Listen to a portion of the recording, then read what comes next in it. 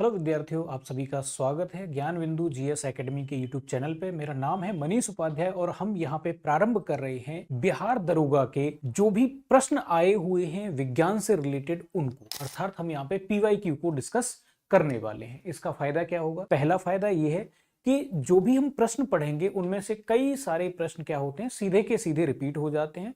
दूसरा फायदा ये है कि प्रश्न थेमेटिक स्तर पे बनते हैं, अर्थात जो एक बार जिस चीज को पूछा है उसी से रिलेटेड प्रश्न को थोड़ा सा घुमा करके पूछा जाता है, तो वैसे प्रश्नों को भी आप बड़े आराम से कवर कर पाएंगे। इसके अलावा आपको तीसरा फायदा इससे ये भी होगा कि लगातार जैसे आप प्रश्न करते चले जाएंगे तो आपको सिलेबस की डेप्थ का पता चलेगा कि जो चीजें हैं आपको किस लेवल और किस गहराई तक पढ़नी है।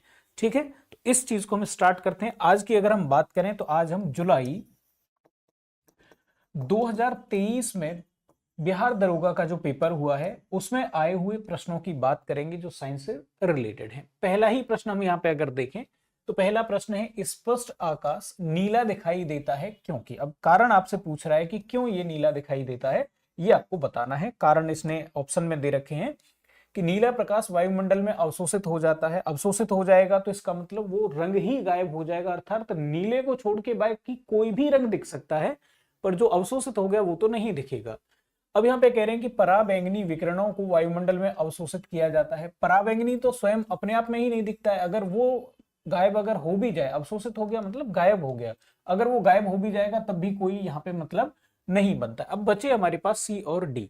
बैंगनी और नीला प्रकाश अन्य सभी रंगों के प्रकाश की तुलना में वायुमंडल द्वारा अधिक प्रकीर्णित होता है और अन्य रंगों के प्रकाश बैंगनी और नीले प्रकाश की अपेक्षा वायुमंडल द्वारा अधिक प्रकीर्णित होते हैं। कुल मिलाकर के प्रकीर्णन प्रकीर्णन वाला ये जो मैटर फंसा हुआ है 50-50 पर आकर के हमारा प्रश्न यहाँ पे रुका है।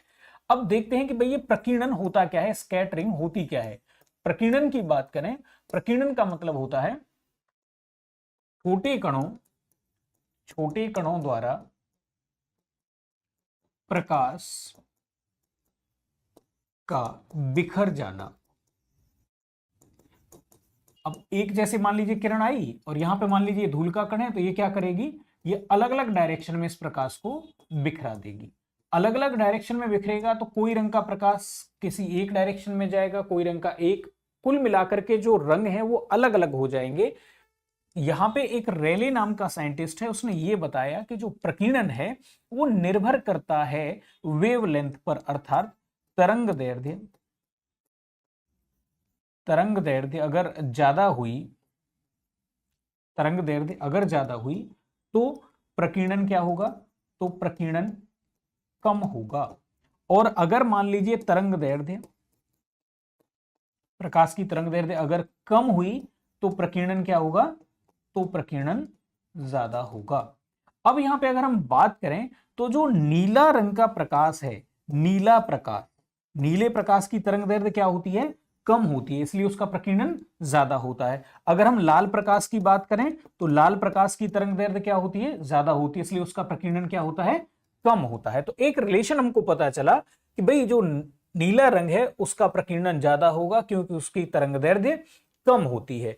अब अगर मैं आपसे कहूं कि भाई जो आकाश है वो नीला क्यों दिखता है, तो आप बताएंगे क्योंकि उसका प्रकीर्णन ज्यादा होता है, नीले रंग का प्रकीर्णन ज्यादा होता है आकाश में, इसलिए वो हमें नीला दिखता है। अगर मैं आपसे ये कहूं कि भाई समुद्र का जो जल है वो नीला क्यों दिखता है, तो आप बताओगे कि भाई समुद्र के पानी में भी तो नमक के पार्टिकल्स उपलब्ध हैं, उनकी वजह से यहां भी प्रकीर्णन ज्यादा हो जाता है, इसलिए नीला दिखता है। अगर मैं आपसे ये कहूं कि आप फॉग लाइट इस्तेमाल करते हैं या आप मान लीजिए रेलवे के सिग्नल पे आपने देखा होगा, सिग्नल के लिए रेड कलर का इस्तेमाल किया जाता है, उसकी वजह क्या है, तो उसकी वजह यह है कि भाई इसका प्रकीर्णन नहीं होता है, तो ये बड़े आराम से दूर से भी दिख जाती है।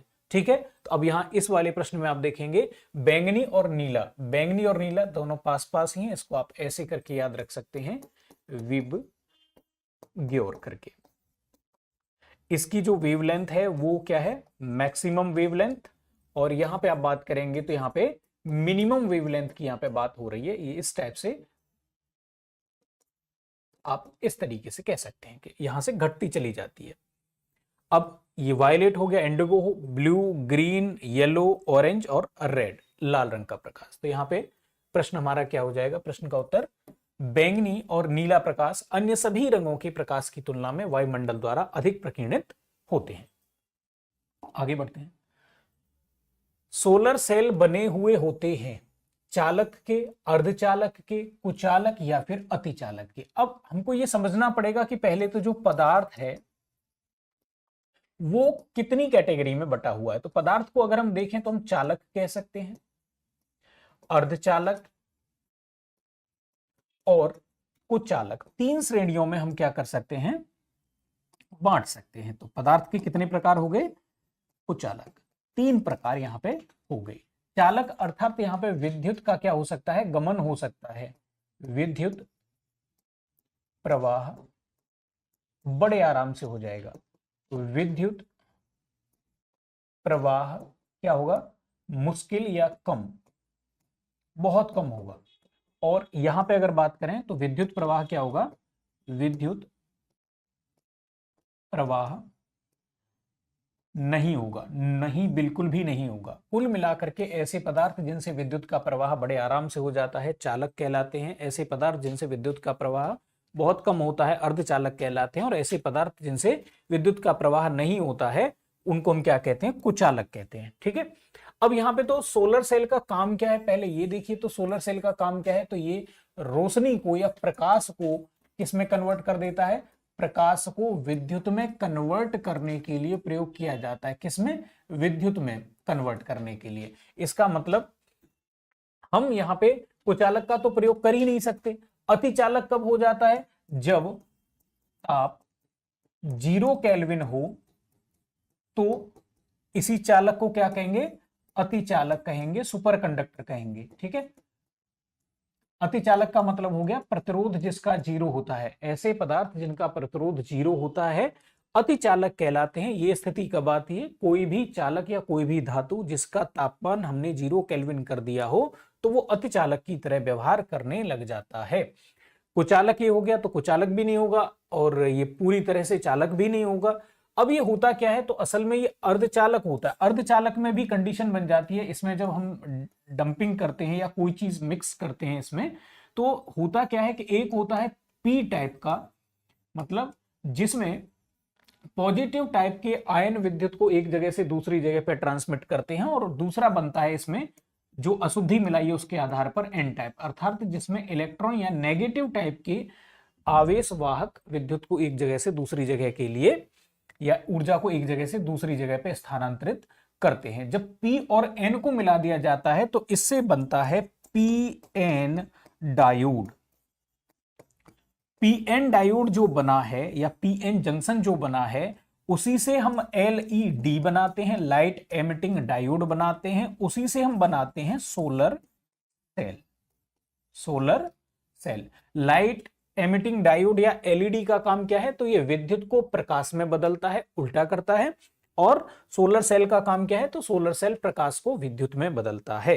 तो एक दूसरे के ये क्या हो गए, बस उल्टे हैं, लेकिन काम इनका यही है कि विद्युत को या तो प्रकाश में बदलना है या प्रकाश को विद्युत में बदलना है। तो इसका मतलब जो पीएन बना हुआ है, चाहे पी टाइप का हो चाहे एन टाइप का हो, ये दोनों के दोनों अर्धचालक के ही तो प्रकार हैं। इसका मतलब हम सोलर सेल बनाने के लिए किसका प्रयोग करते हैं, तो हम अर्धचालक का प्रयोग करते हैं। अगर यहाँ पे सोलर सेल की जगह पे आपसे पूछ दे एलईडी बनाने के लिए किसका प्रयोग किया जाता है, डायोड बनाने के लिए किसका प्रयोग किया जाता है, तो आप बताएंगे किसका प्रयोग किया जाता है, अर्धचालक का प्रयोग किया जाता है।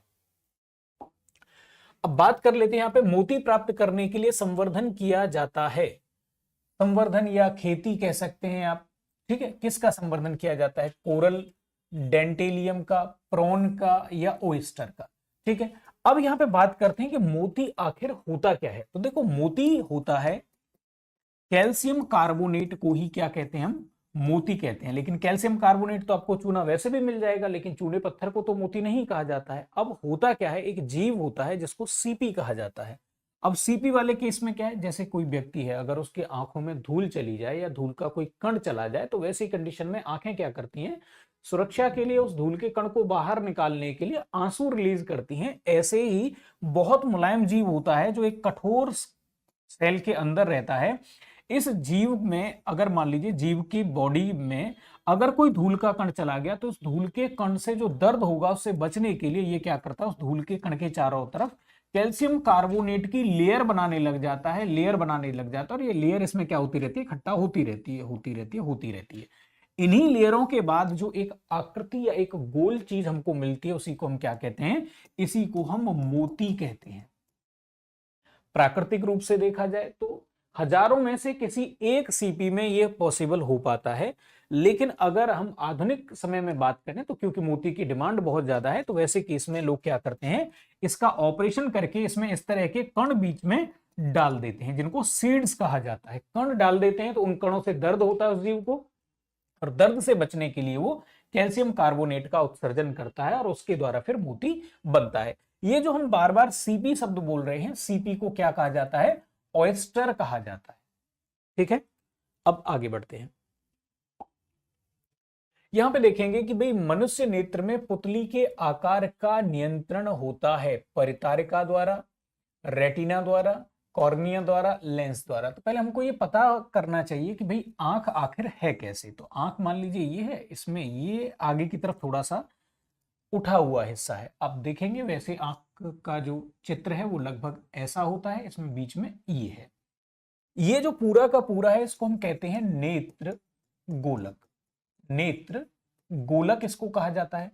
अंदर जो ये वाली लेयर है उसके साथ में एक और पर्दानुमा संरचना रहती है, एक और लेयर रहती है जिसको हम कहते हैं रेटिना।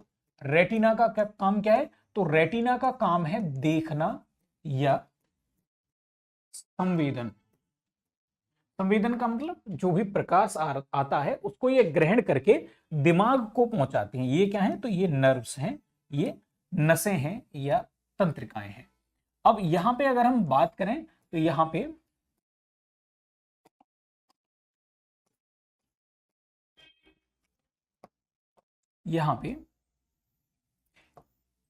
इस तरीके से ये मांसपेशियां हैं, मांसपेशियां,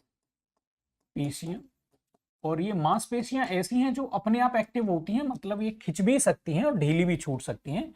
इसको हम कहते हैं नेत्र लेंस। उत्तल प्रकार का होता है, तो हमारा जो नेत्र है वो एक उत्तल लेंस की तरह व्यवहार करता है।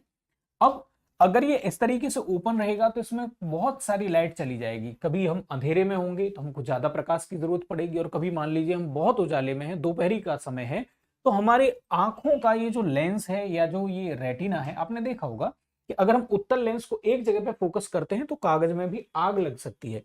तो वैसे केस में ये जो रेटिना है ये खराब हो जाएगी। तो उससे बचने के लिए प्रकृति ने क्या कर दिया, प्रकृति ने यहाँ पे एक लेयर बना दी और उसमें एक छेद छोड़ दिया है। एक पर्दा है पूरा, जैसे मान लीजिए ये पर्दा है, इसमें बीच में एक छेद छोड़ दिया। आप अगर देखें तो वो पर्दा है ये वाला, ठीक है, और उसमें एक बीच में छेद है, जिस इस छेद से होकर के क्या होता है, प्रकाश अंदर जाता है, और ऊपर से एक ट्रांसपेरेंट कांच जैसा एक हिस्सा है, और उसको हम क्या कहते हैं, तो उसको हम कहते हैं कॉर्निया। अगर मैं आपसे ये पूछूं कि नेत्रदान में अंग का आंख का कौन सा भाग दान किया जाता है, तो पूरी आंख को नेत्रदान नहीं किया जाता है, बल्कि सिर्फ जो कॉर्निया वाला ये जो पोर्शन है इसी का दान किया जाता है। अब ये कैसा होता है, तो ये पारदर्शी होता है, और यहां पे ये जो लेयर है, ये वाली लेयर जो हमको ये वाली लेयर दिख रही है, ये असल में आंख को एक तो रंग प्रदान करती है। रंग प्रदान करने का मतलब सीधे सीधे हो गया कि भाई अगर ये काला रंग का हुआ तो आंखें काली दिखेंगी, अगर ये मान लीजिए नीला हुआ तो हल्की नीली, सुनहरा हुआ तो हल्की सुनहरी दिखेंगी। और इसको क्या कहा जाता है, इसको ये जो चीज है इसको आइरिस या परितारिका कहा जाता है, परितारिका। ठीक, अब ये अगर मान लीजिए परितारिका ओपन हो जाएगी, तो ये अगर ओपन हो जाएगी इधर की तरफ अगर ये चलेगी तो ये छेद बड़ा होता जाएगा, इसका मतलब आंखों में ज्यादा प्रकाश एंटर करेगा तो हम अंधेरे में भी देख पाएंगे। और अगर मान लीजिए बहुत ज्यादा प्रकाश है तो उस कंडीशन में परितारिका क्या होती जाती है, छोटी होती जाती है, इस छेद को छोटा करती चली जाती है, और छेद को क्या कहा जाता है, प्यूपिल कहा जाता है। जब ये छोटी होती चली जाती है तो उसकी वजह से क्या होता है, आंखों में कम प्रकाश एंटर करता है। कम प्रकाश एंटर करेगा तो जो इमेज बनेगी वो बिल्कुल यहां पे सीधी सीधी बन जाएगी। जहां पे इमेज सबसे स्पष्ट बनती है, सबसे अच्छी बनती है, उसको हम पीत बिंदु या येलो पॉइंट कहते हैं, और जहां पे इमेज नहीं बनती है उसको हम डार्क बिंदु के नाम से जानते हैं, डार्क पॉइंट उसको कहा जाता है। ठीक है, अंध बिंदु उसको कहा जाता है। तो इस वाले प्रश्न में अगर आप देखेंगे तो हमारा आंसर क्या हो जाएगा कि पुतली के आकार, ये जो हमने प्यूपिल कहा है इसी को क्या कहा जाता है, पुतली कहा जाता है इसी को। जरा पुतली का आकार किसके द्वारा नियंत्रण होता है, तो पुतली मतलब ये छेद की बात हो रही है, छेद का आकार किसके द्वारा नियंत्रण हो रहा है, इसके चारों तरफ ये जो संरचना है अर्थात परितारिका के द्वारा। अब अगले प्रश्न पे आते हैं। अगला प्रश्न क्या कहता है, अधिक अपवर्तनांक वाला माध्यम क्या है, तो दूसरे माध्यम की अपेक्षा प्रकाश सघन है, दूसरे माध्यम की अपेक्षा प्रकाश विरल है, का द्रव्यमान घनत्व दूसरे माध्यम के बराबर है, का प्रकाशिक घनत्व दूसरे माध्यम के बराबर है। प्रकाशिक घनत्व की जरूरत कहां पड़ती है, तो ये असल में पारदर्शी वस्तुओं का गुण है। पारदर्शी वस्तु उनको कहा जाता है जिनसे होकर के प्रकाश बड़े आराम से पार निकल जाता है, एक जगह से दूसरी जगह जिनमें ट्रांसमिट हो सकता है। तो अगर हम यहाँ पे बात करें तो देखिए अपवर्तनांक का हम एक नियम देखते हैं। अपवर्तनांक वाले केस में क्या होता है कि अगर जैसे मान लीजिए एक प्रकाश किरण डाली जाती है और वो प्रकाश किरण, क्योंकि प्रकाश का गुण ये है कि प्रकाश हमेशा सीधी रेखा में चलता है, लेकिन अगर यहाँ पे मान लीजिए विरल हुआ, विरल कहने का मतलब जैसे यहाँ पे हवा हुआ और यहाँ पे क्या हुआ, सघन माध्यम हुआ, जैसे मान लीजिए यहाँ पे पानी हुआ, ठीक है, या कांच भी ले सकते हैं, और इधर मान लीजिए हमने हवा ले लिया, तो वैसे केस में क्या हो जाएगा कि ये अपनी जो लाइन है इसकी सीधी लाइन, उसे थोड़ा सा अभिलंब की ओर हट जाएगा। ये जो लाइन हमने बनाई है इसको हम क्या कहते हैं, अभिलंब कहते हैं। तो ये अभिलंब की ओर हट जाएगा अर्थात इस तरीके से थोड़ा सा विचलित हो जाएगा। तो प्रकाश ऐसे करके आएगा और यहां से टर्न होके इधर डायरेक्शन में चला जाएगा। अब इसका एक और ले लेते हैं। अगर मान लीजिए हमने कोई प्रकाश लिया और वो प्रकाश आया, इसको जाना चाहिए था इस डायरेक्शन में, अब की बार ये सघन है और ये मान लीजिए विरल है। इस केस में क्या होगा कि प्रकाश अपने अभिलंब से दूर हट जाता है, इधर साइड में चला जाएगा। ठीक है, तो ये जो घटना हो रही है इसको अपवर्तन कहा जाता है। मतलब जब प्रकाश एक माध्यम से दूसरे माध्यम में जाता है तो वो अपने रास्ते से थोड़ा सा भटक जाता है, थोड़ा सा हट जाता है, और ये हटने की क्रिया ही अपवर्तन कहलाती है, रिफ्रैक्शन कहलाती है। अब अपवर्तनांक क्या हो गया, तो अपवर्तन को डिफाइन करने के लिए हमने जो मानक मान लिया है, जो राशि हमने ले लिया, उसी को हम क्या कहते हैं, अपवर्तनांक कहते हैं। तो यहां पे एक स्नेल का नियम चलता है, अपवर्तन के दो नियम चलते हैं। एक तो ये चलता है कि भाई ये जो आने वाली किरण है इसको आपतित किरण कहेंगे, और ये जो जाने वाली किरण है, घटना हो रही है अपवर्तन की, तो इसको अपवर्तित किरण कहेंगे, और ये अभिलंब हो गया। तो एक तो ये है कि आपतन किरण, अभिलंब और जो अपवर्तित किरण है, ये तीनों एक ही तल में होने चाहिए। पहला नियम ये है। दूसरा नियम है स्नेल का नियम, उसमें वो कहता है कि अपवर्तनांक sine i upon sine r होता है, और इसी को हमने क्या कहा है, इसी को हम क्या कहते हैं, प्रकाशिक घनत्व भी कहते हैं इसको। ये सामान्य घनत्व नहीं होता है, तो कोई वस्तु हो सकती है कि उसका घनत्व बहुत ज्यादा हो, लेकिन संभव है कि उसका प्रकाशिक घनत्व या उसका अपवर्तनांक कम हो। सामान्य घनत्व हो सकता है किसी का कम हो, लेकिन उसका प्रकाशिक घनत्व ज्यादा हो सकता है। तो सामान्य घनत्व के साथ इसका बहुत सीधा रिलेशन नहीं होता है। अब हमको ये समझना पड़ेगा कि प्रकाशिक घनत्व का मतलब क्या हो गया, कि ये बताता है कि प्रकाश के लिए कोई चीज विरल है या प्रकाश के लिए कोई चीज सघन है। अब यहां पे देखेंगे कि अधिक अपवर्तनांक वाले माध्यम का क्या मतलब हुआ। दूसरे माध्यम की अपेक्षा प्रकाशिक सघन है। अधिक अपवर्तनांक मतलब प्रकाशिक सघन, सघन का मतलब अधिक घनत्व वाला। तो यहां पे आंसर क्या हो जाएगा हमारा, ए हो जाएगा। ठीक है, अब नेक्स्ट क्वेश्चन पे आते हैं। किसी वस्तु का चंद्रमा पर भार पृथ्वी पर उसके भार का होता है आधा, एक चौथाई, एक तिहाई, एक छठवां भाग। अब देखिए किसी वस्तु का भार क्या होता है, किसी वस्तु का भार होता है यदि उस वस्तु के द्रव्यमान में गुरुत्वीय त्वरण का गुणा कर दिया जाए तो जो राशि हमको मिलती है उसे हम भार कहते हैं। अर्थात पृथ्वी द्वारा, अगर हम पृथ्वी के लिए बात करेंगे तो पृथ्वी द्वारा किसी वस्तु पर लगाया गया बल उसका भार होता है। चंद्रमा पे बात करेंगे तो चंद्रमा पर किसी वस्तु द्वारा लगाया गया बल उस वस्तु का भार होता है। अब अगर मैं आपसे ये कहूं कि भाई ये तो हमने ये पढ़ा है न्यूटन का नियम कि भाई m1 m2 upon are square, हमने तो ये पढ़ा है गुरुत्वाकर्षण का नियम, और भार भी यही है। तो क्योंकि बल दोनों ही बल हैं तो दोनों बल क्या हो जाएंगे, बराबर हो जाएंगे। पृथ्वी ही एक कंडीशन में लगा रही है, और न्यूटन अगर पृथ्वी को एक पिंड मान लेंगे तो न्यूटन का ये नियम हो जाएगा। इसका मतलब जी बराबर क्या हो जाएगा, अगर पृथ्वी की बात कर रहे हैं जी एम ई, और ये हो जाएगा पृथ्वी की त्रिज्या ले लेते हैं r1, और ऐसे ही अगर हम यहाँ पे लें पृथ्वी के लिए तो हमने ई ले लिया, इसको मान लीजिए, और चंद्रमा के लिए m कह देते हैं, मून के लिए तो ये क्या हो जाएगा जी एम, और ये m upon R M square हो जाएगा। अब यहां पे आप देखेंगे कि हमको चंद्रमा के भार का पता है, हमको पृथ्वी के भार द्रव्यमान का पता है, पृथ्वी की त्रिज्या का पता है, चंद्रमा की त्रिज्या का पता है, सारी राशियां पता हैं। अगर हम क्या कर दें, इसको इक्वेशन 1 मान लेते हैं, इसको इक्वेशन 2 मान लेते हैं, अगर दोनों को आपस में भाग दे दें तो हमें क्या मिलता है कि भाई जो ये पृथ्वी का गुरुत्वीय त्वरण है और जो चंद्रमा का गुरुत्वीय त्वरण है उसके बीच में 1/6 का रिलेशन आता है, अर्थात पृथ्वी का जो गुरुत्वीय त्वरण है वो चंद्रमा से 6 गुना ज्यादा है। तो यहां पे क्या हो जाएगा, किसी वस्तु का चंद्रमा पर भार पृथ्वी पर उसके भार का होता है कितना, तो 1/6 भाग, 1/6 का रिलेशन इनके बीच में होता है। अब मैं अगर आपसे ये कहूं कि भाई द्रव्यमान ऐसी चीज है जो बदलती नहीं है, चाहे आप चंद्रमा पे हो, पृथ्वी पे हो, या ब्रह्मांड के किसी भी कोने में चले जाएं, लेकिन भार की अगर हम बात करें तो भार क्या होता है, ये बदलता रहता है, क्योंकि भार जी पर भी निर्भर करता है, और जी का मान पृथ्वी से ऊपर जाएंगे तो भी बदलेगा, पृथ्वी में अंदर जाएंगे तो भी बदलेगा, और बिल्कुल पृथ्वी के केंद्र पर चले जाएंगे तो ये 0 हो जाएगा। और इसी टाइप से अगर हम बात करें कि भाई ध्रुवों की तरफ जाएंगे तो भार क्या होता है, बढ़ जाता है, और भूमध्य रेखा की तरफ बढ़ते हैं तो भार घट जाता है। पृथ्वी अगर तेज घूमना प्रारंभ कर दे तो भी भार घट जाता है, पृथ्वी अगर धीमा घूमे तो भार घट जाता है, सॉरी बढ़ जाता है। ठीक है, इस तरीके से भार के लिए बात कर सकते हैं। अब पानी का क्वथनांक सेल्सियस में होता है, ये कह रहे हैं 100 डिग्री सेल्सियस, 373, 104 या 337। अब देखिए पानी उबलने की बात करें, अब हो सकता है कि क्वथनांक की जगह पे, क्वथन का मतलब होता है बॉइलिंग पॉइंट, तो हो सकता है ऐसा कि आपसे अगली बार क्या पूछ ले कि भाई इसका जो द्रवणांक है पानी का वो कितना हो।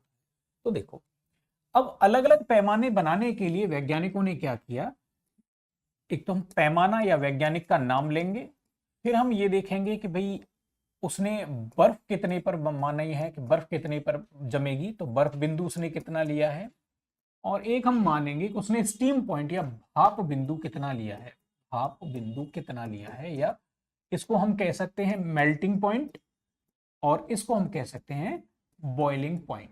ठीक है, अलग अलग वैज्ञानिकों ने अलग अलग लिया है, उसी के आधार पर अलग अलग पैमाने भी बने हुए हैं। जैसे अगर हम बात करें सेल्सियस की, सेल्सियस पैमाना सबसे ज्यादा विख्यात है, सामान्य रूप से प्रयोग भी करते हैं इसको। अब सेल्सियस की बात करें तो सेल्सियस ने यह माना कि पानी ठोस में बदलता है तो वहां पे तापमान 0 होता है, उसने उसको क्या मान लिया, 0 मान लिया, और उसने कहा कि अगर हम गर्म करते जाएं तो एक स्थिति ऐसी आएगी कि पानी उबलने लग जाएगा, अर्थात द्रव गैस में बदल जाएगा, तो उसने उसको 100 माना है। अगर हम बात करें, ऐसे ही एक साइंटिस्ट है फारेनहाइट, आपने नॉर्मली इस वाला, ये जो फारेनहाइट वाला पैमाना है ये तब देखा होगा जब बुखार वगैरह आता है तो डॉक्टर इसी तरह के पैमाने का प्रयोग करता है। ठीक है, अब यहां पे उन्होंने माना कि जो बर्फ जमेगी वो 32 पर जमेगी, 32 पॉइंट होगा, और जहां पे ये उबलेगी वो 212 होगा। ऐसे ही एक साइंटिस्ट है र्यूमर, उसने एक पैमाना बनाया, तो उसने कहा कि देखो जो बर्फ जमती है वो 0 पर जमती है, और जो उबलती है, जो पानी बनता है, सॉरी भाप बनती है, वो 80 पर बनती है। ऐसे ही एक वैज्ञानिक है जिसका नाम है केल्विन, केल्विन के लिए यह कहा जाता है कि भाई इन्होंने कहा कि 273 पर तो देखो बनेगी बर्फ, और अगर आप इसको बढ़ा करके 373 कर देंगे तो ये बन जाएगी भाप। कुल मिलाकर के सेल्सियस है तो डिग्री सेल्सियस लगा देंगे, डिग्री सेल्सियस लगा देंगे, डिग्री फारेनहाइट, डिग्री र्यूमर, यहां पे कोई डिग्री नहीं लगाएंगे, इसको केल्विन और इसको केल्विन कह देंगे। अब ये जो केल्विन वाला पैमाना है इसको हम क्या कहते हैं, इसको निरपेक्ष ताप पैमाना भी कहते हैं। वजह यह है कि असल में ये 273 हमने ले जरूर लिया है, लेकिन 273 से ये 0 तक जा सकता है, मतलब इन सब में नेगेटिव तापमान संभव है। इस पर सेल्सियस पर भी नेगेटिव तापमान हो सकता है, फारेनहाइट पर भी नेगेटिव हो सकता है, र्यूमर पर भी नेगेटिव हो सकता है, बट इसमें नेगेटिव ताप, अगर हम केल्विन की बात कर रहे हैं तो इसमें नेगेटिव ताप संभव नहीं। तो न्यूनतम ताप क्या होगा, न्यूनतम ताप इसमें क्या होगा, 0 केल्विन होगा। और क्योंकि इस पे नेगेटिव संभव नहीं है इसलिए इसको एब्सोल्यूट टेम्परेचर मीटर भी कहा जाता है। तो आपका जो प्रश्न है उसमें पूछा गया है कि सेल्सियस पैमाने पर क्वथनांक क्या होता है, तो भाप बिंदु या क्वथनांक या बॉइलिंग पॉइंट कितना होता है, 100 डिग्री सेल्सियस होता है। लेकिन ये 100 डिग्री सेल्सियस भी कब होता है, कब, वायुमंडलीय दाब पर ये बात हो रही है। अगर मान लीजिए पहाड़ों पर चले जाएंगे तो ये 100 से पहले ही उबल जाएगा पानी। और अगर हम मान लीजिए ऐसी जगह चले जाएं जहां पे दाब ज्यादा है, जैसे प्रेशर कुकर की बात करें, तो ये 100 डिग्री से ज्यादा पर उबलेगा। तो ये सामान्य दाब की कंडीशन पे बात हो रही है, इतना है। अगली बार हो सकता है सेल्सियस की जगह पे फ़ारेनहाइट आपसे पूछ ले, तो भी आपको यही याद रखनी है टेबल। ठीक है, आगे बढ़ते हैं। निम्न में से किसका उपयोग कांच पर लिखने के लिए किया जाता है। अब देखो यहाँ पे सिलिकॉन है, सिलिकॉन तो अपने आप में देखा जाए तो कांच का पार्ट होता है। कार्बन के रूप, ये ग्रेफाइट है, ये कार्बन का रूप होता है, ये भी इसमें होता है। हाइड्रोजन आयोडाइड ये थोड़ा कम क्रिया करता है, सबसे ज्यादा क्रिया करता है हाइड्रोजन फ्लोराइड। तो कांच पर लिखने के लिए क्या किया जाता है, हाइड्रोजन फ्लोराइड HF का प्रयोग किया जाता है। इसमें हाइड्रोजन बॉन्ड भी पाया जाता है, इसमें हाइड्रोजन बंध भी पाया जाता है। लिख क्यों पाता है, देखो कांच की जो सतह होती है वो बहुत ज्यादा चिकनी होती है। इतनी चिकनी सतह पर अगर आप पेंट लगाएंगे तो वो पेंट क्या हो जाएगा, छूट जाएगा। भाई किसी चीज पर लिखने के लिए आपको ससंजक और आसंजक बलों का कॉन्सेप्ट समझना होगा। ससंजक बल क्या होते हैं, तो भाई ससंजक बल ऐसे बल होते हैं जो समान तरह के अणुओं के बीच में लगते हैं। जैसे पानी पानी के बीच में लग रहे होंगे, कांच कांच के अणुओं के बीच में लग रहे होंगे, तो उनको हम क्या कहेंगे, ससंजक बल कहेंगे। आसंजक बल क्या होते हैं, जो अलग अलग प्रकार के अणुओं के बीच में लगते हैं। जैसे पानी के बीच में और कांच के बीच में जो बल लगेगा उसको हम क्या कहेंगे, आसंजक बल कहेंगे। अब अगर कोई सतह बहुत चिकनी है तो उस केस में क्या हो जाता है, आसंजक बल कमजोर पड़ जाते हैं और इस वजह से वस्तु चिपक नहीं पाती है। तो फिर क्या कर सकते हैं, फिर हम ये कर सकते हैं, कुछ चीज को अगर हम किसी तरीके से खुरदरा बना दें तो खुरदरा बन जाएगी, तो उसमें गड्ढे बन जाएंगे और पेंट क्या हो जाएगा, उन गड्ढों में भर जाएगा और इस तरह से वो क्या हो जाएगा, एक परमानेंट लिखावट के रूप में वहां पे निखर के आएगा। तो हाइड्रोजन फ्लोराइड क्या करता है, कांच की सतह को खुरदरा बना देता है, क्योंकि ये कोरोसिव होता है या क्या होता है, ये संक्षारक होता है। वैसे तो देखा जाए तो कांच नॉर्मली किसी भी जो जितने भी तरह के एसिड हैं उनके साथ क्रिया नहीं करता है। लेकिन अब अगर मान लीजिए एसिड के साथ क्रिया नहीं कर रहा है तो हमको फिर वैसा पदार्थ देखना पड़ेगा जिसके साथ कांच नॉर्मली क्रिया कर लेता हो। तो हाइड्रोजन फ्लोराइड क्या कर देता है, इसको कोरोसिव कर देता है, इसमें गड्ढे बना देता है और उन गड्ढों में फिर क्या कर दिया जाता है, पेंट अगर हम लगाएंगे तो वो परमानेंट चिपक जाता है। ठीक है, अब आगे बढ़ते हैं। निम्न में से कौन सा मिश्रण नहीं है, तो देखो पहले तो हमको यह समझना पड़ेगा कि जो भी चीजें हैं जो एक से ज्यादा चीजों से मिलकर के बनी हुई हैं उनको हम दो कंडीशन में बांटते हैं। एक को हम क्या कहते हैं, यौगिक कहते हैं। हमसे प्रश्न पूछा गया है मिश्रण नहीं है, तो आश्रित जल दिया है, वायु दिया है, दूध मिश्रित पेय दिया है और आयोडीनकृत नमक दिया है। तो एक तो होता है यौगिक जिसको हम कंपाउंड कहते हैं और दूसरा होता है मिश्रण या जिसको हम मिक्सचर कहते हैं। अगर हम यौगिक की बात करें तो इनका क्या होता है, ऐसे पदार्थ जिनका निश्चित रासायनिक सूत्र होता है, ठीक है, और जिनमें क्या होता है, जो संगठन होता है वो भी क्या होता है, निश्चित होता है, निश्चित अनुपात में। ठीक है, और ये हमेशा कैसे रहते हैं, ये सेम ही रहते हैं। और इनमें क्या होता है, जो भी अवयव हैं, अवयव के गुण नहीं होते। एग्जाम्पल के लिए अगर मैं आपसे कहूं कि भाई अवयव है हाइड्रोजन, हाइड्रोजन ऐसी गैस है जो जल सकती है, अर्थात जो क्रिया करने पर ऊर्जा प्रदान करती है। ऑक्सीजन ऐसी गैस है जो किसी पदार्थ को जलने में सहायता करती है। अगर इन दोनों को मिला दिया जाए, कायदे में देखा जाए एक जल रहा है एक जलने में सहायता कर रहा है, दोनों के अलग अलग गुण हो गए, लेकिन इनसे जो चीज बनती है उसको हम कहते हैं पानी। अब इसका आप गुण देखोगे तो ना तो ये हाइड्रोजन से बिलोंग करता है और ना ही ऑक्सीजन से बिलोंग करता है, क्योंकि पानी का गुण है आग को बुझा देना, इन दोनों का गुण है आग लगा देना या आग को लगाने में हेल्प करना, और इसका गुण क्या हो गया, आग को बुझा देना। तो ये अवयवों के गुणों पर निर्भर नहीं करते हैं। पानी का फॉर्मूला हमेशा 2 हाइड्रोजन 1 ऑक्सीजन, 2 हाइड्रोजन 1 ऑक्सीजन रहेगा। चाहे ब्रह्मांड में आप कहीं भी पानी बनाइए, किसी भी सोर्स से पानी ले लीजिए, हम एग्जांपल कार्बन डाइऑक्साइड का भी ले सकते हैं। कार्बन डाइऑक्साइड चाहे किसी भी परिस्थिति में कैसे भी बना हो, लेकिन फॉर्मूला हमेशा एक कार्बन 2 ऑक्सीजन का ही रहेगा। तो ऐसे पदार्थों को हम क्या कहते हैं? यौगिक कहते हैं। मिश्रण किसको कहते हैं? तो मिश्रण उसको कहते हैं निश्चित अनुपात में संगठन नहीं। ऐसे पदार्थ जिनका कोई निश्चित अनुपात नहीं होता, कोई निश्चित संगठन नहीं होता, वैसे पदार्थों को मिश्रण कहा जाता है। और ये क्या करते हैं? अवयव पर निर्भर करते हैं। ऐसे पदार्थ जिनके गुण अपने अवयवों पर निर्भर करते हैं उनको मिश्रण कहा जाता है। अब आप कहेंगे कैसे निर्भर करते हैं? हम एक उदाहरण ले लेते हैं। जैसे आपने पानी में नमक मिलाया तो वो पूरा जो मिश्रण बनेगा उसका रंग कैसा हो गया? नमकीन हो गया। और अगर आपने पानी में चीनी मिलाई है तो रंग जो उसका स्वाद है वो कैसा हो गया? वो मीठा हो गया।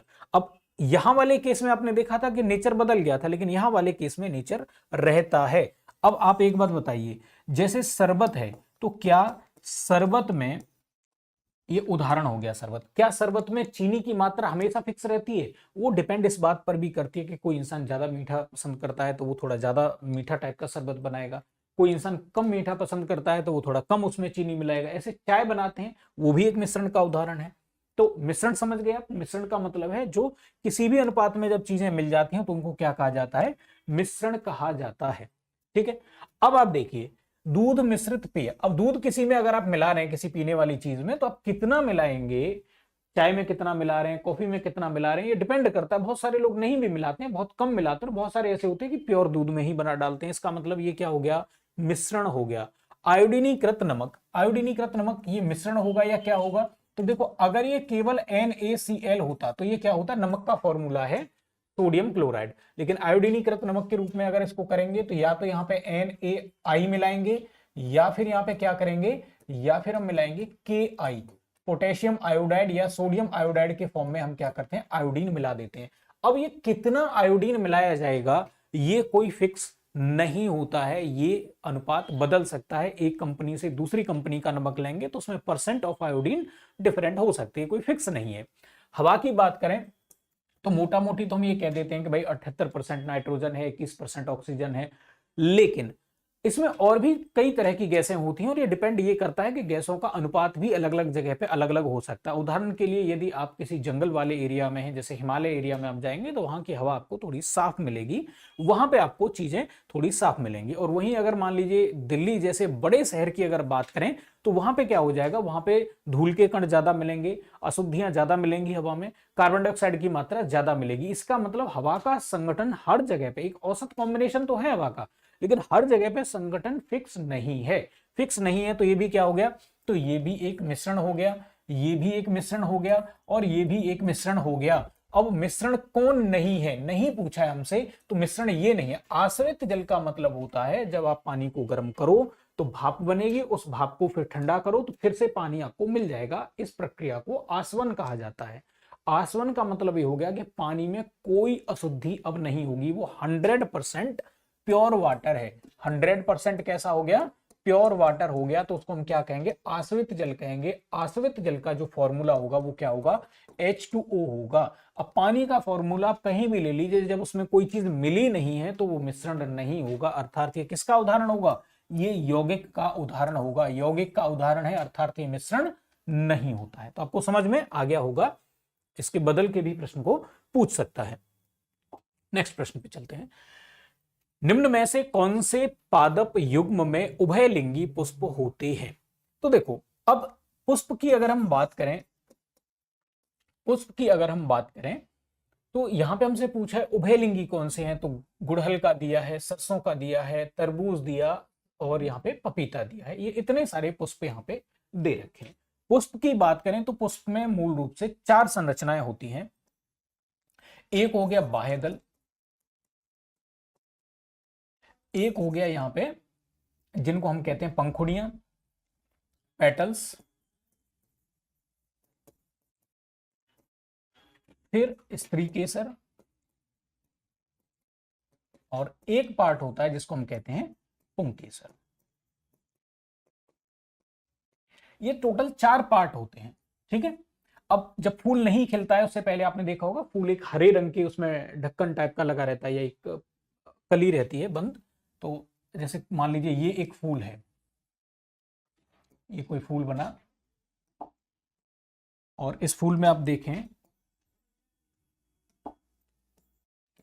इस तरीके से हमने कोई एक फूल लिया तो आप देखेंगे यहाँ पे इस टाइप से संरचना भी एक अलग से होती है, छोटी सी। ये जो हरी वाली संरचना है इसको हम क्या कहते हैं, बाह्यदल कहते हैं। ये जो रंगीन संरचना है इसको हम क्या कहते हैं, पंखुड़ियां कहते हैं। अब आपने देखा होगा इस तरीके से एक ऐसा निकला रहता, थोड़ा मोटा सा पार्ट अलग से निकला रहता है, वो इस तरीके से होता है। कुछ छोटे छोटे पार्ट भी साइड में निकले रहते हैं, जीरे टाइप की संरचना हो सकता है उनके ऊपर बनी हुई हो। इस टाइप की चीजों को हम क्या कहते हैं, पुंकेसर कहते हैं। अब आप अगर यहाँ पे बात करें कि भाई इसका फूल के जो हमने उभयलिंगी द्विलिंगी जो शब्द प्रयोग कर रहे हैं इससे क्या फर्क पड़ता है, तो फूल के यहाँ पे क्या हो जाएंगे, ये तो फूल के हो गए भाग। अब अगर हम प्रकार की बात करें तो फूल के दो प्रकार हो जाएंगे, एक लिंगी और एक हो जाएंगे उभयलिंगी, या फिर इनको हम कहते हैं बाइसेक्सुअल, या फिर इनको हम द्विलिंगी भी कह सकते हैं। अब यहां पे अगर हम बात कर रहे हैं तो एक लिंगी का मतलब क्या हो गया, कोई तीन पार्ट यहां पे उपस्थित होंगे, मतलब बाह्यदल नंबर 1 2 3 एंड 4। तो यहां पे क्या होंगे 1 + 2, ये तो कंपलसरी है, +3 या फिर क्या होगा 4 उपस्थित होगा। तो ऐसे पुष्पों को क्या कहा जाता है, एक लिंगी पुष्प कहा जाता है। उभयलिंगी की अगर हम बात करें तो उभयलिंगी का मतलब है कि सभी 4 पार्ट होंगे, इनमें चारों पार्ट अगर एक ही फूल में उपस्थित हैं तो उसको क्या कहा जाएगा, उसको द्विलिंगी कहा जाएगा। मतलब किसमें 1 भी होगा, 2 भी होगा, 3 भी होगा और 4 भी होगा। अब यहां पे बात कर लेते हैं कि भाई जो गुड़हल का पेड़ है वो कैसा जो फूल है, तो वो ऐसा फूल है जिसमें क्या होते हैं, चारों पार्ट उपस्थित होते हैं, अर्थात उसमें बाह्यदल, पंखुड़ी, स्त्रीकेसर, पुंकेसर सब उपस्थित होते हैं। तो इसका अगर उदाहरण हम अगर लें तो यहां पे क्या हो जाएगा, गुड़हल। ठीक है। अब दूसरी बात आती है, अगर हम सरसों की बात करें तो सरसों भी ऐसा ही है, उसमें भी बाह्यदल पुंज, पंखुड़ी, स्त्रीकेसर और पुंकेसर सब उपस्थित होता है। तो यहां पे क्या हो जाएगा, सरसों भी हो जाएगा। ठीक। अगर हम बात करें मान लीजिए यहां पे पपीते के बारे में, ठीक है, पपीते के बारे में अगर हम बात करें तो बिल्कुल पपीता का जो पौधा होता है, पपीता का पौधा कैसा होता है, यहां पे पपीता इसमें आएगा। अब आप कहेंगे कि भाई इसमें क्यों आता है, पपीते का ऐसा पौधा होता है कि जैसे हम लौकी की बात करें, जितनी भी बेल पर चढ़ रही है, लौकी हो गया, तरबूज हो गया, इनकी अगर हम बात करें तो इनमें क्या होगा कि एक ही बेल पर, एक ही पौधे पर जो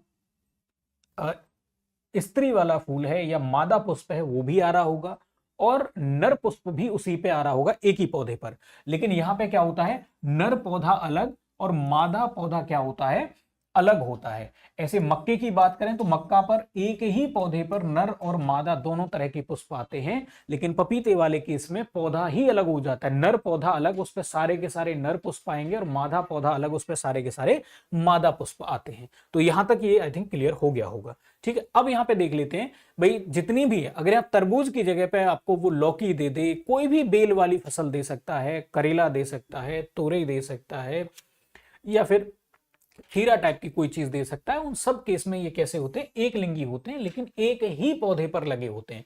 तो तरबूज यहां आ गया इसलिए ये भी कट गया, तरबूज यहां आ गया इसलिए ये भी कट गया, और यहाँ पे ये पपीता आ गया इसलिए ये भी कट गया, बचा हमारे पास क्या, गुड़हल और सरसों। ठीक, आगे बढ़ते हैं। अब एक जरूरी सूचना और है आपके लिए, ज्ञान बिंदु एकेडमी की तरफ से क्या किया गया है, बिहार दरोगा 2025 की जो प्रारंभिक परीक्षा है उसके लिए प्रैक्टिस सेट निकाले गए हैं। इन प्रैक्टिस सेट की अगर नंबर की बात करें तो टोटल 15 इसमें प्रैक्टिस सेट हैं। फायदा क्या होगा, जैसे पीवाईक्यू तो हम यहाँ पे कर रहे हैं, जब तक आप घर पे नहीं करके देखोगे अपने आप से आपको सही आइडिया नहीं लगेगा। बुक्स पढ़ते रहने से एग्जाम नहीं निकलता है, उसके लिए जरूरी ये है कि आप अपने आप को ये जांच करके देखें कि आपने कितना पढ़ा है। तो उसके लिए सबसे सही तरीका है कि भाई कम से कम आप 15, 10, 15 इतने प्रैक्टिस सेट लगा लीजिए। अब प्रैक्टिस सेट कौन से लगाएं और उसमें क्या खासियत होनी चाहिए, तो प्रैक्टिस सेट ऐसे होने चाहिए जो स्टैंडर्ड बुक पर आधारित हो, जिनमें एक्सप्लेनेशन स्टैंडर्ड बुक से दिया हो। तो इसमें जो जितना भी एक्सप्लेनेशन है वो सारा का सारा एक्सप्लेनेशन या तो एनसीईआरटी से है, और अगर प्रश्न को बिहार बोर्ड से उठाया गया है तो बिहार बोर्ड की बुकों से एक्सप्लेनेशन लिया गया है, अपना मन मर्जी एक्सप्लेनेशन नहीं दिया गया है। दूसरी बात क्या है कि जो प्रश्न है वो पीवाईक्यू की थीम पर आधारित होने चाहिए। अब मैंने आपको बार बार बोलता हूं ना, थीम को याद करना है, तो थीम पर आधारित होने चाहिए, अर्थात जैसा बीपीएससी दरोगा का या बिहार दरोगा का जैसा स्टैंडर्ड रहता है, जिस क्वालिटी के प्रश्न रहते हैं, उसी क्वालिटी के प्रश्न इस पुस्तक में प्रोवाइड करे गए हैं। तो आप अपने नजदीकी बुक सेलर से जाकर के ये वाली बुक खरीद सकते हैं, बिहार दरोगा प्रारंभिक परीक्षा 2025। ठीक है, अब प्रश्न पर लौट के आते हैं अपने पर। प्रश्न हमसे क्या कह रहा है कि भाई जी का मान कितना होता है। अब देखो, ये एक बड़ी ही फिक्स चीज है, ये यूनिवर्सल कांस्टेंट है। आपको एक नियम याद आ रहा होगा, न्यूटन ने एक नियम दिया जिसको गुरुत्वाकर्षण का नियम कहा जाता है। गुरुत्वाकर्षण के नियम में न्यूटन ने बताया कि भाई किसी वस्तु का भार जितना, या द्रव्यमान सॉरी, जितना ज्यादा होगा उस पर बल उतना ही ज्यादा लगेगा, वस्तु जितनी ज्यादा दूर होंगी बल उतना कम लगेगा। कुल मिलाकर के उन्होंने कुछ ऐसा कहा कि भाई वस्तुओं का द्रव्यमान जितना अधिक होता है बल उतना अधिक होता है, वस्तुओं के बीच की दूरी जितनी अधिक होती है बल उतना कम होता है। इसको मिलाकर के कहेंगे तो ये एक फॉर्मूला बन जाता है। कैपिटल जी की अगर हम बात करें तो इसको कहा जाता है सार्वत्रिक गुरुत्वाकर्षण नियतांक। नियतांक है मतलब ऐसी चीज है जिसका मान नहीं बदलेगा कभी भी। और यहां इसका जो मान है वो ज्ञात किया है हेनरी कैवेंडिश। हेनरी कैवेंडिश ने इसका मान बताया। और अगर हम इसकी बात करें तो जी का जो मान उन्होंने बताया 6.67 इंटू 10 की पावर -11 न्यूटन मीटर स्क्वायर पर किलोग्राम स्क्वायर। कई बार क्या पूछ लेता है आपसे, जैसे इस वाले प्रश्न में मान पूछा गया है, और कई बार इसका मात्रक पूछा जाता है। मात्रक वाला जो प्रश्न है आगे भी हम देखेंगे वो रिपीटेडली पूछा गया है। ठीक है, तो आप इसका मात्रक भी याद रखिए। अब प्रश्न पे लौट के आते हैं। प्रश्न हमसे क्या कह रहा है, तो प्रश्न हमसे कह रहा है कि जी का मान कितना होता है 9.99 इंटू 10 की पावर -19 न्यूटन मीटर स्क्वायर पर किलोग्राम स्क्वायर, या 6.67 इंटू 10 की पावर -9, फिर कह रहा है 9.8 मीटर पर सेकंड स्क्वायर। ये तो स्मॉल जी की वैल्यू हो गई। ये जो वैल्यू दे रखी है ये किसकी है, ये तो स्मॉल जी की है, गुरुत्वीय त्वरण की है, ये सार्वत्रिक गुरुत्वाकर्षण नियतांक की नहीं है। अब इसमें देखेंगे 6.67 इंटू 10 की पावर -11 न्यूटन मीटर स्क्वायर पर किलोग्राम स्क्वायर। आपको यह भी याद रखना है कि सिर्फ आंकिक मान देख करके ही टिक नहीं कर देना है, आपको यह भी देखना पड़ेगा कि उसने कहीं ऐसा तो नहीं कर दिया कि मात्रक में परिवर्तन कर दिया हो। मात्रक पे भी उतना ही ध्यान देना है। तो हमारा आंसर क्या हो जाएगा, डी हमारा यहां पे आंसर हो जाएगा। नेक्स्ट प्रश्न पे चलते हैं। इसमें कहा जा रहा है कि जीवों के परिरक्षित अवशेष क्या कहलाते हैं। भाई देखो, किसी जीव की जैसे मृत्यु हो गई तो मृत्यु के बाद हो सकता है कि उसका शरीर संरक्षित रहेगा। जैसे कोई जीव है, अब जीव की हुई मृत्यु, मृत्यु के बाद क्या हुआ, या मृत शरीर है, मृत्यु के बाद क्या होगा, शरीर ओपन में या खुले में सड़ सकता है। ठीक है, विशेष परिस्थिति में संरक्षित, मतलब सड़ेगा बढ़ेगा नहीं, बस ये है कि पानी उसमें से थोड़ा निकल जाएगा, सूख जाएगा, लेकिन सड़ेगा नहीं, वो जैसा है लगभग वैसा का वैसा बना रहेगा। तीसरी कंडीशन है कि जमीन में नीचे विघटित हो जाए, जमीन में नीचे विघटित हो जाए। तो तीन कंडीशन यहां पे टोटल बनती हैं। पहली कंडीशन की अगर बात करें, खुले में अगर किसी जीव का शरीर सड़ता है, वो चाहे पौधा हो सकता है, कोई जंतु हो सकता है, अगर वो खुले में सड़ता है तो इससे क्या बनता है, तब हम इस कंडीशन में इसको हम ह्यूमस कहते हैं। तली गड़ी चीजों को क्या कहा जाता है, ह्यूमस कहा जाता है। विशेष परिस्थिति में अगर वो संरक्षित रहता है, पानी भले उसमें से खत्म हो जाए, मम्मीफाइड अगर इसको हम कहना चाहें तो ज्यादा सही रहेगा, तो वैसे केस में हम इसको क्या कहते हैं, इसको हम कहते हैं जीवाश्म। और अगर मान लीजिए वो जमीन के नीचे चला जाए और तापमान और दाब की अधिक विपरीत प्रकार की परिस्थितियों के कारण जब ये विघटित हो जाता है, तो वैसी स्थिति में जो कार्बनिक पदार्थ हमको मिलता है उसको या तो हम कोयला कहते हैं या फिर हम उसको कहते हैं पेट्रोलियम। अगर लिक्विड है तो पेट्रोलियम, अगर ठोस रूप में है तो उसको क्या कह देंगे, कोयला कह देंगे। तो टोटल तीन परिस्थितियां यहां पे बनती हैं। अब हम अपने प्रश्न पे फिर से लौट के चलते हैं। जीवों के परिरक्षित अवशेष, मतलब जो जीव जैसा था वैसा का वैसा अवशेष हमको मिल गया है, तो उसको क्या कहते हैं? तो उसको हम क्या कहते हैं? उसको हम जीवाश्म कहते हैं। इसलिए हमारा आंसर क्या हो जाएगा? जीवाश्म हो जाएगा। चट्टान और चट्टान का टूटा हुआ रूप क्या कहलाता है? अवसाद कहलाता है। ये जीव नहीं होते, ना तो ये जीव होता है और ना ही ये जीव का भाग होता है। अब ये दोनों अगर कट जाएंगे तो ये तो वैसे भी कट जाएगा। तो आप इस तरीके से भी प्रश्न को हल कर सकते हैं। कई बार जैसे हमने यहां से देखा, सीधा आंसर हमने लगा दिया। कई बार हम ये देखते हैं कि जीवों के अवशेष की बात कर रहा है, तो क्या अवसाद जीव होता है? जीव का पोषण होता है क्या अवसाद में? नहीं। चट्टान में क्या जीव होता है? नहीं। आग्नेय चट्टान में तो बिल्कुल ही नहीं हो सकता, पॉसिबल नहीं है। अब अगर इनमें से हमने एक भी काट दिया तो ये अपने आप ही कट जाएगा। इसका मतलब 3 ऑप्शन हमारे कट रहे हैं, तो जो भी बचेगा वो हमारा ऑप्शन हो जाएगा। इस तरह से भी कर सकते हैं। कह रहे हैं चमगादड़ तथा पक्षी के पंख हैं। अब ये कह रहे हैं समजात अंग है, अवशेषी अंग है, समवृत्ति अंग है या जटिल अंग है। अब देखो यहां पे समवृत्ति का मतलब हो गया समान कार्य करने वाले। तो पहले तो देखते हैं समजात। समजात अंग क्या है? समजात अंग का मतलब है कि जो क्या करे, उत्पत्ति समान हो। उत्पत्ति समान हो, जैसे हड्डियों की संरचना वगैरह ये समान हो, कार्य क्या हो? कार्य भिन्न हो। ऐसे अंग जिनकी उत्पत्ति समान होती है लेकिन जो कार्य अलग अलग करते हैं, वैसे अंगों को हम समजात अंग के नाम से जानते हैं। जैसे कि अगर हम बात करें मानव का हाथ, क्या है? मानव का हाथ है। दूसरा उदाहरण हम ले सकते हैं घोड़े का अगला पैर, अगला पैर। और हम एक और एग्जांपल ले सकते हैं पक्षी का पंख, पक्षी का पंख। इनका अगर देखेंगे तो उत्पत्ति एक जैसी है लेकिन काम इनके सबके अलग अलग है। अब अगर हम बात करें समवृत्ति अंग की, तो समवृत्ति अंग के केस में क्या हो जाएगा?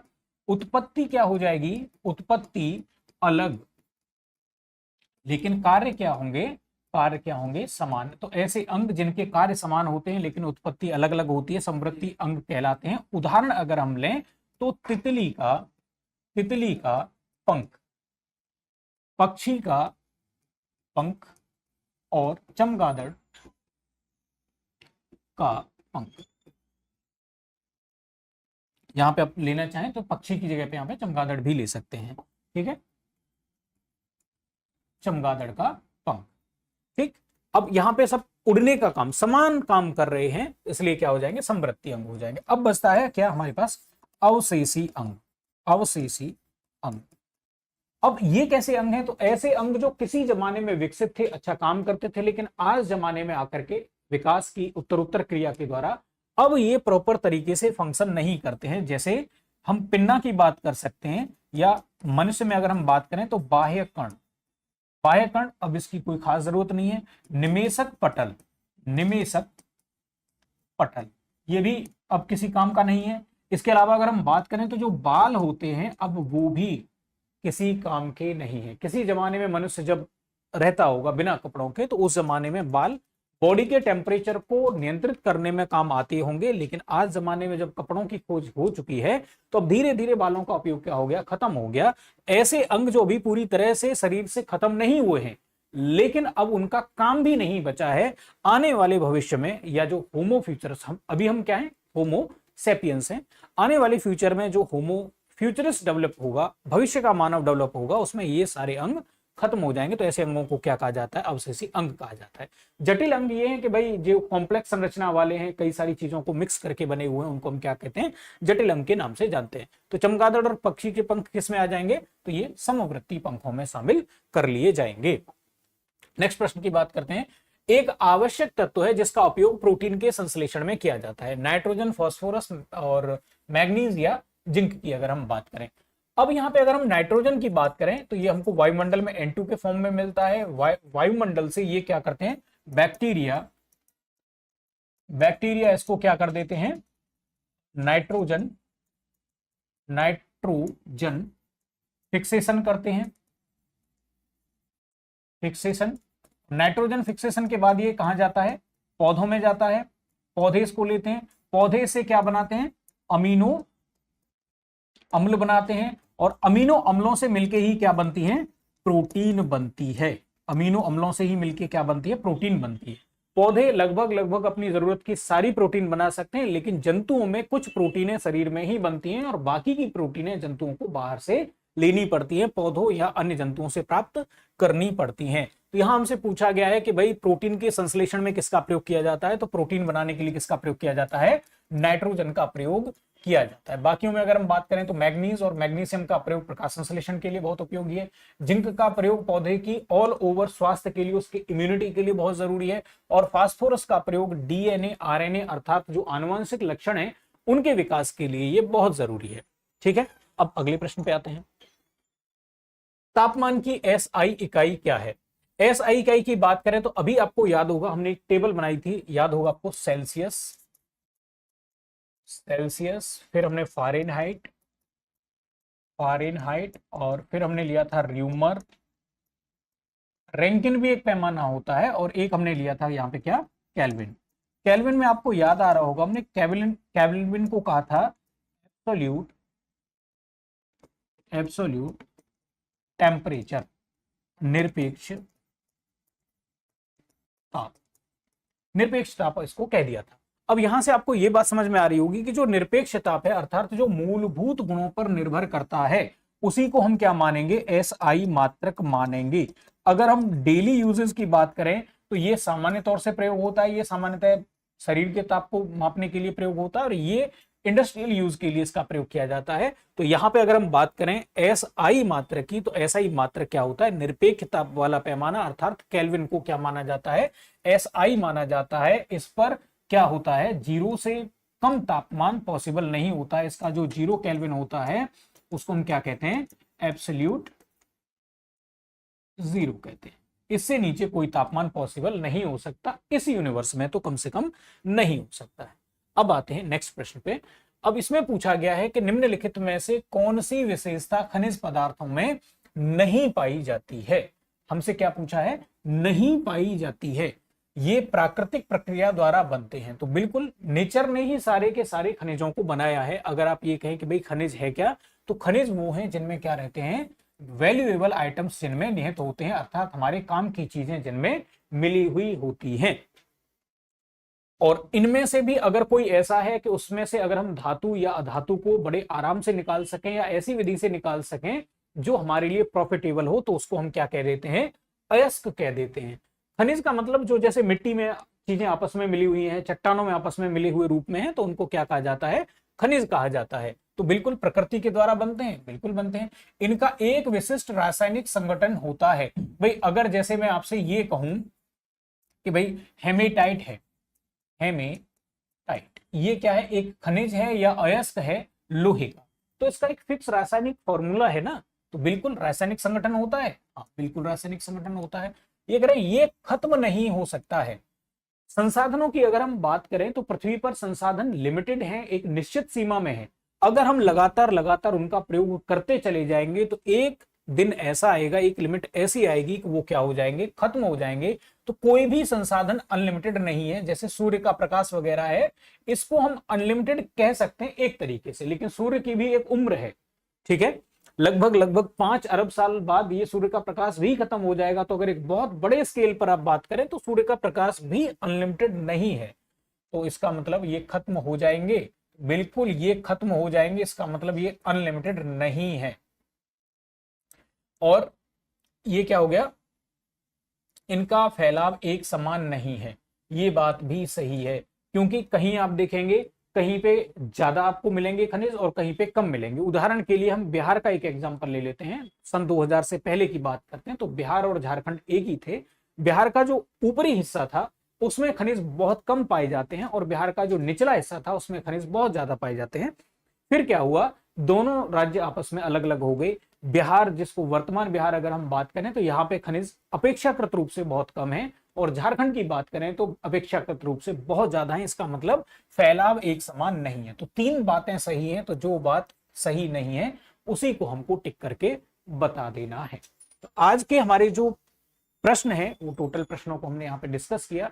इसका उद्देश्य बस यही है कि आपकी जो तैयारी है उसमें और ज्यादा वृद्धि हो सके, आपको एक डायरेक्शन मिल सके कि हमको प्रश्नों को किस एक अप्रोच के साथ तैयार करना है। बिल्कुल ये निश्चित बात है कि आपके पास फिलहाल समय काफी कम है और एक प्रेशर है, लेकिन उस प्रेशर को रिड्यूस करने का सबसे सही तरीका है जब आप देखेंगे कि प्रश्नों का ये स्तर है, तो आपको तैयारी करने के लिए एक अलग तरह का मोटिवेशन और एक अलग तरह की राह महसूस होगी। आपके लिए ये जानना आसान हो जाएगा कि कौन से पॉइंट ऐसे हैं जिनको थोड़ा सा स्किप किया जा सकता है और कौन से ऐसे पॉइंट हैं जिन पे बहुत ज्यादा फोकस किया जा सकता है। तो इसी बात के साथ मैं आज की इस पर चर्चा को यहीं विराम देता हूं। अगले एक वीडियो में फिर से आपसे मिलेंगे। बहुत बहुत धन्यवाद।